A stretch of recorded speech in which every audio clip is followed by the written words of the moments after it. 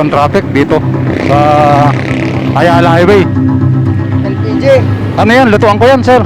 Walang dyan. Long distance rider kasi ako. Akala ko na bahanga mo na ako. Sabi mo tayo na LPG. Percent. Nakarating. Baguio, Pangasinan, Tarlac, Nueva Ecija. Saan ang punta mo ngayon? Papunta ako ng Parañaque.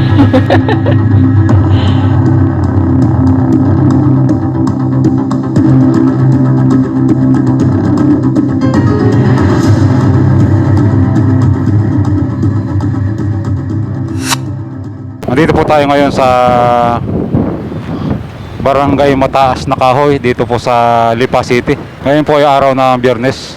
Simula po sa Parañaque, Muntinlupa, San Pedro, Binyan, papuntang Santa Rosa, Cabuyao, Calamba. Tumagas po tayo ng papunta ng Batangas City. Dumaan po tayo ng Tanawan, Malbar. Then andito po tayo ngayon sa Lipa City. Gumagawa tayo ng souvenir video kasi wala tayong masyadong maipakitang kakaiba rito. So i-flex ko na lang tong napaka-traffic. Pasensya na kayo at ako kayo lang nakarating dito. Talagang kahit saan po ay napaka-traffic talaga. Makikita nyo, napaka-traffic talaga, oh. Napaka-traffic talaga, oh, sobra. Lalapitan natin yung napakahabang traffic na to. Personal po natin nakita yung traffic dito sa Lipa City. Souvenir video kasi bihira tayong pumunta rito.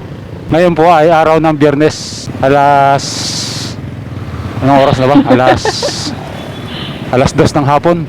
Kahit sa probinsya, talagang makikita po natin yung traffic. Souvenir video dito po sa Lipa City, Batangas. Ayan, inubos na tayo dito sa lugar na to. Walang masyadong traffic. Bihira po tayong makarating dito. Normal naman yung traffic, normal naman siya. Dito sa lugar na ating pinuntahan, talagang nagulat ako, matindi ang traffic dito. Ayala Highway na tinatawag, dito po ito sa Lipa City, Batangas. Ayan po, nakikita po ninyo. Dahan-dahan natin ang ating takbo. Sobrang traffic. Ito, mas matraffic pa ito sa Maynila. Napakahaba ng traffic. Ayan, nakikita niyo po yung traffic na yan.